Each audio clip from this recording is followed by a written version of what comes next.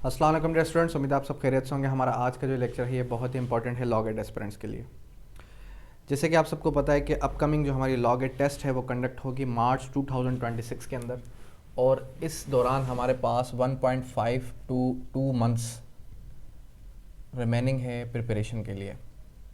इस remaining months के अंदर हम किस तरीके से प्रिपरेशन करेंगे और इसका कोर्स सिलेबस क्या है वो भी डिस्कस करते चलेंगे आज के इस लेक्चर के अंदर। सबसे पहले तो आप ये याद रखें कि लॉ गेट का जो सिलेबस है वो सेम ही है HEC ने जो ऑलरेडी रिकमेंड किया हुआ है। सबसे पहले हमारे पास इस सिलेबस के अंदर आ जाता है CPC, और CPC के अलावा फिर आ जाता है QSO। QSO के बाद आ जाता है लीगल एथिक्स, और लीगल एथिक्स के बाद आ जाता है PPC। PPC के बाद CRPC, CRPC के बाद लीडिंग केसेस और constitution of Pakistan.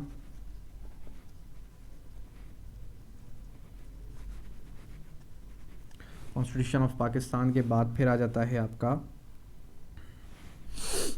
International law और ज्यूरिस्प्रूडेंस।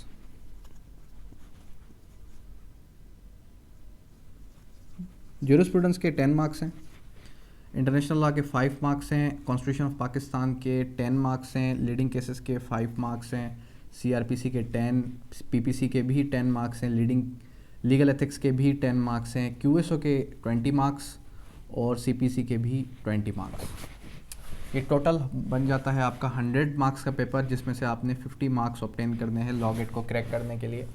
अब हमने किस तरीके से फोकस करना है, इन सब्जेक्ट्स को किस तरीके से लेके चलना है 2 मंथ्स के अंदर। तो सबसे पहले हम क्या करेंगे, हम CPC, QSO, लीगल एथिक्स और हमारे पास जो है लीडिंग केसेस, इन सब्जेक्ट्स को फॉलो करेंगे। फिर उसके बाद हम आ जाएंगे किसकी तरफ, constitution of Pakistan, international law और ज्यूरिस्प्रूडेंस की तरफ। जिस सब्जेक्ट की मार्क्स की वेटेज ज़्यादा है तो उसको हम ज़्यादा इंपॉर्टेंस देंगे। ज़्यादा इंपॉर्टेंस देने से हम जो है हमारा 50% जो गैप है इसको कवर करने की कोशिश करेंगे। अब ये जो आपका टेस्ट होता है ये MCQs बेस्ड टेस्ट होता है, और MCQs बेस्ड टेस्ट के अंदर इसके अंदर किसी भी किस्म की नेगेटिव मार्किंग नहीं है। अगर आप खुद से भी बैरेक्ट्स को फॉलो कर लें तो बैरेक्ट्स से बढ़कर कुछ भी नहीं है इस टाइम पे आपके लिए। क्यों? क्योंकि देखें नोट्स, गाइड्स, ये सब आपको मिसगाइड कर रही हैं। इसका रीज़न क्या है? इसका रीज़न सिंपली इतना है कि देखें जो भी आप नोट्स लेंगे, जो भी आप गाइड लेंगे, वो कहाँ से ली गई होगी, आपके बैरेक्ट से फॉलो की गई होगी। अब नोट्स या गाइड लेने से जो कि MCQs बेस्ड गाइड है उसको जस्ट आप अपनी प्रिपरेशन के लिए या अपने चेक एंड बैलेंस के लिए फॉलो कर सकते हैं। इस फॉर सपोज के उसके अंदर मॉक टेस्ट दे दिए गए तो मॉक टेस्ट को फॉलो कर लें, मॉक टेस्ट को अटेम्प्ट कर लें। उससे आपको एटलीस्ट ये आइडिया हो जाएगा कि आपकी तैयारी कितने % हो चुकी है इस पर्टिकुलर सब्जेक्ट के अंदर।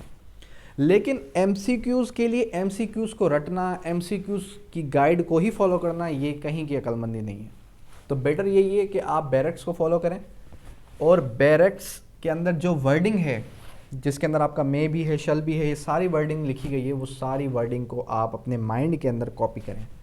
दैट मीन्स के अगर फॉर सपोज मैं ये कहूँ कि आपका जो लॉ गेट का पैटर्न है वो अब कॉपी पेस्ट पे आ चुका है, दैट मीन्स कि वो क्या करते हैं कि आपके बैरक की एक सेक्शन, एक आर्टिकल की वर्डिंग को पिक किया और एज इट इज़ आपको लॉ गेट के टेस्ट के अंदर दे दिया। अब अगर आपने उसको अच्छे से पढ़ा होगा, समझा होगा, तो आप डेफिनेटली उसको क्या कर पाएंगे, उसको आंसर कर पाएंगे। लेकिन अगर आपने उसको समझा ही नहीं होगा, आपने बैरक को पढ़ा ही नहीं होगा, जस्ट आपने MCQs प्रीवियसली 200-300 MCQs को ही जो है देख लिया होगा, तो फिर हरगिज़ आप लॉ गेट टेस्ट जो है पास नहीं कर पाएंगे। इसके लिए हमारी जो डेली बेसिस की क्लासेस है वो मंडे टू फ्राइडे, ठीक है। क्लासेस की टाइमिंग 6 to 8 PM। अब जैसे रमज़ान आ रहा है तो रमज़ान के अंदर हमारी टाइमिंग जो है आफ्टर मगरिब हो जाएगी, तो फिर उसको हम मगरिब से इशा तक का टाइम कवर कर लेंगे, ठीक है। मगरिब से इशा तक की टाइमिंग हो जाएगी लेकिन रमज़ान के अंदर। लेकिन फ़िलहाल हमारी जो क्लास की टाइमिंग है वो 6 to 8 PM है, और जिसके अंदर आपको जो है रिकॉर्डेड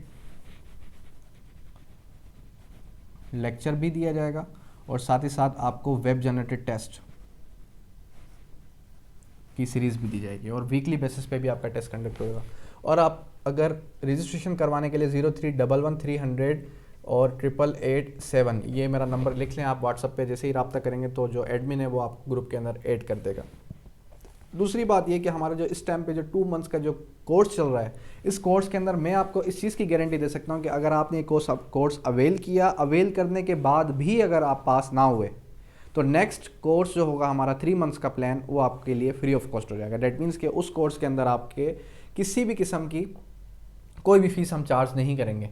अभी हमारा 1.5 या 2 मंथ्स का कोर्स है। डेट मीन्स कि अभी हमारे पास जो है आज 4 फरवरी हो चुकी है, तो इस फरवरी के अंदर 28 डेज़ होते हैं, तो फरवरी का जो है आप 26 डेज़ रिमेनिंग लगा लें, और फिर नेक्स्ट मंथ के अंदर हमारे पास जो है हाफ मंथ लगा लें, तो ये आपका 1.5 महीना, या हो सकता है कि पोस्टपोन हो जाए, ईद के बाद की टेस्ट हो जाए, तो फिर ये 2 मंथ्स में भी कन्वर्ट हो सकता है ये कोर्स। तो इस कोर्स को अवेल करें। इस कोर्स को अवेल करने से आपको बेनिफिट ये होगा कि एटलीस्ट आपको पैटर्न पता चल जाएगा कि लॉ गेट का पैटर्न क्या है, हमने किस तरीके से प्रिपरेशन करनी है और किस तरीके से पेपर आ सकता है। क्योंकि देखें जैसे जैसे टाइम बढ़ता जाएगा, टेस्ट करीब आता जाएगा, वैसे वैसे हमारी क्लास की ड्यूरेशन जो है वो बढ़ती जाएगी। डेट मीन्स कि अगर आज हम जो है 1 आवर की क्लास ले रहे हैं, तो जैसे टेस्ट करीब आएगा हमारी क्लास 1.5 आवर तक कन्वर्ट हो जाएगी, और लास्ट 2 डेज़ के अंदर तो हमारी क्लास 4 आवर की भी हो जाती है।